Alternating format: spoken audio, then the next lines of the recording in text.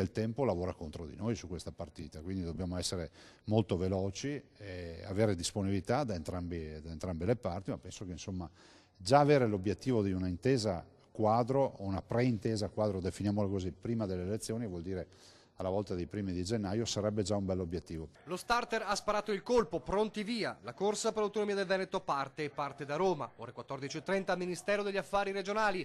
Faccia a faccia il governatore Luca Zaia con il pool di giuristi e il sottosegretario Gian Claudio Bressa con i suoi consulenti.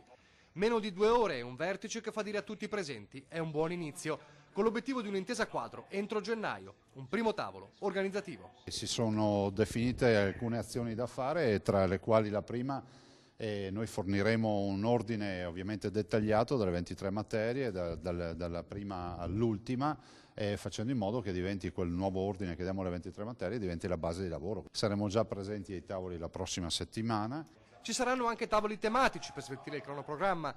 Portare a casa tutto il menù, ribadisce Zaia, la missione da Venezia a Roma, anche in merito al nodo più difficile, il nodo cruciale, quello fiscale. Il Veneto che chiede i 9 decimi e li chiede in maniera prudenziale, come ho sempre detto, perché noi non conosciamo i numeri, quindi cercheremo di capire bene i numeri e dopodiché faremo quadrare il tutto. Anche perché Bressa resta fermo sulla posizione espressa da sempre. Sui 9 decimi delle tasse c'è già una sentenza della Corte Costituzionale che dice di no, spiega Lapidario a vertice finito, a meno che non si parli di regioni a statuto speciale.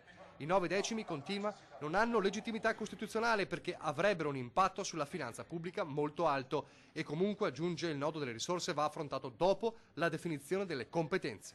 Dunque la corsa è iniziata, ma non sarà una corsa senza ostacoli. Dibattito e tensioni ci stanno su una partita così. Voglio ricordarvi che noi qui non è che abbiamo un manuale dell'uso e manutenzione dell'applicazione del comma 3 del 116, ma siamo davanti invece a un problema grosso che è quello di un percorso che nessuno conosce, che è tutto da disegnare. Poi, come si dice, il tempo sarà galantuomo e saranno i risultati a darci ragione oppure no.